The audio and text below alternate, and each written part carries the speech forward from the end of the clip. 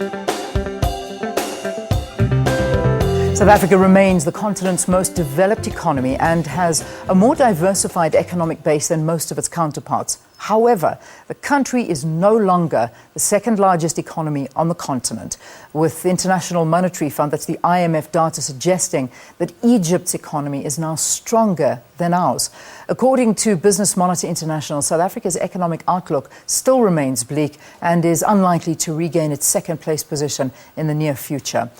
Xhanti Payi is joining us in studio now to talk a little bit about it. He's an economist with Mason's Advisory. It is so good to have you. Welcome to the program. Good morning. Thanks for having me. So, let's have a look at our move from first down to second largest on the continent, now down to third. In a way, we could understand Nigeria with its large population, but Egypt, that's found itself in political warfare with ISIS. You name it, there have been so many problems in Egypt, and now they've overtaken us as a bigger economy. What's going on?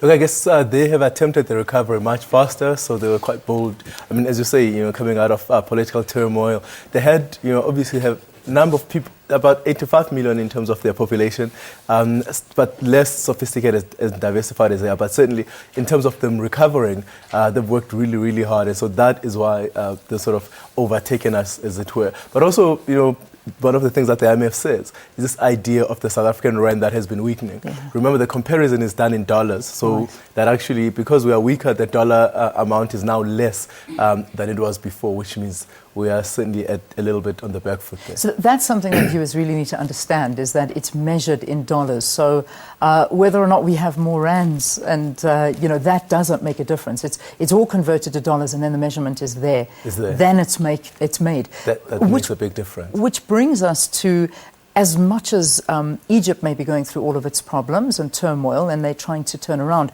South Africa, in a way, looks like it's not trying to turn around, and that our political uncertainty is hammering our currency every day. And I think that's the most disappointing thing, that actually what we want, right, is people doing things actively out there, manufacturing. So the whole point of measuring GDP is to see whether or not we are actually producing things. Are we producing cars? Are we out there in restaurants making sure that people are eating, inviting people as tourists? So a lot of things that we are doing. And one of the things, unfortunately, that we are not doing is being out there and doing things so that we can keep up. So that even if the rand weakens, we keep up in terms of the rate of growth that we have in this country, and we are not doing that quite as well as we should. Yeah. If we had to compare our economy to Egypt's economy, obviously we know we're a very resource-driven economy, which unfortunately at the moment is not doing as well as we want it to do, and many other areas within our economy, from agriculture to resources, you name it, as well as tourism. What does Egypt do? What is their economy driven by? They certainly have some resources. One of the biggest things, obviously, is their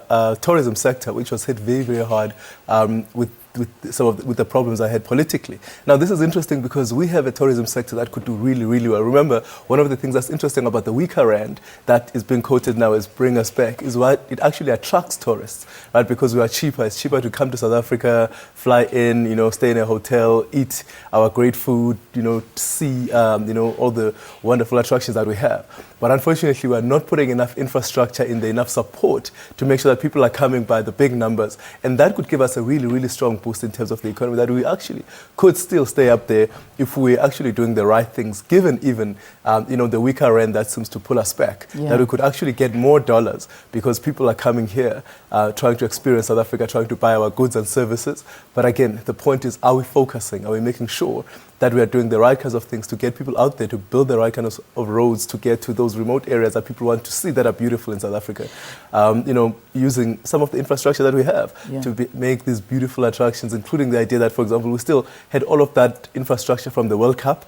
That's great that we could actually use at this time to make sure that we are using the opportunity of the weaker rand to sell South Africa as a great tourist destination, given that it's actually basically on sale. Yeah. There's two more issues I want to get to. And that, of course, is, we cannot ignore what's happening with rumours and talks around the arrest of our finance minister, which of course has seen our currency taking a hammering once again. We cannot take away what happened at the end of last year, where we had 2 finance ministers in a week. And the reality is what happened and how much money South Africa lost there was devastating, to put it mildly. But having a look at what's going on now with our finance minister, This must be hampering investment. You can see it's damaging our currency. What would the effect be if our finance minister is arrested? Look, I think it's interesting because one of the things that came out when Moody's came, the ratings agency, we thought we were going to be downgraded. And one of the things they brought out is that, no, actually it's fine. South Africa's institutions are actually quite solid. So what that means is that, our legal, our judiciary, the public protector, and all of these wonderful things are working.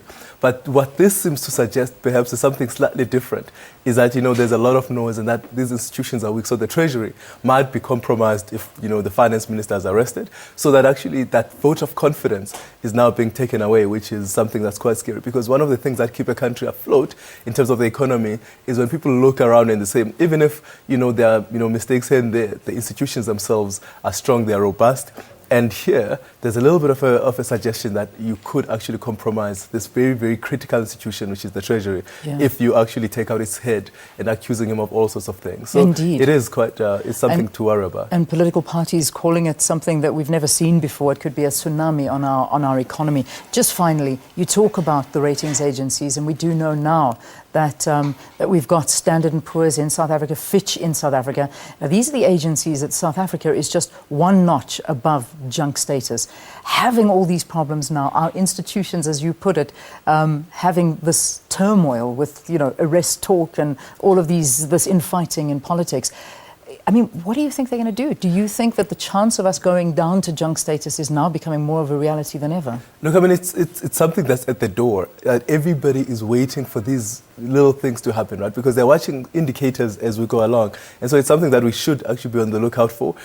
They come through here and they have to meet the finance minister. They have to listen to, journalists. They listen to economists. They talk to everybody, really, to try and get a sense of where South Africa is going. And when the mood is as negative as it is now, then obviously we are closer to being downgraded than not. Whereas I think a little bit earlier in the year when the finance minister had just started, Moody's was here, it was a little bit more positive. It felt like people felt like things were happening, that things were being fixed. Yeah. Remember, we had just done the budget and all these wonderful things. It seems now that, we're a little bit more uncertain than we were, and we have a lot more worries. So it is something that puts us in a really, really negative light. All right, Xhanti Payi, thank you for talking to us here on the program. Xhanti Payi is an economist and he's with Nessence Advisory. Thanks so much for coming in and chatting to us this morning.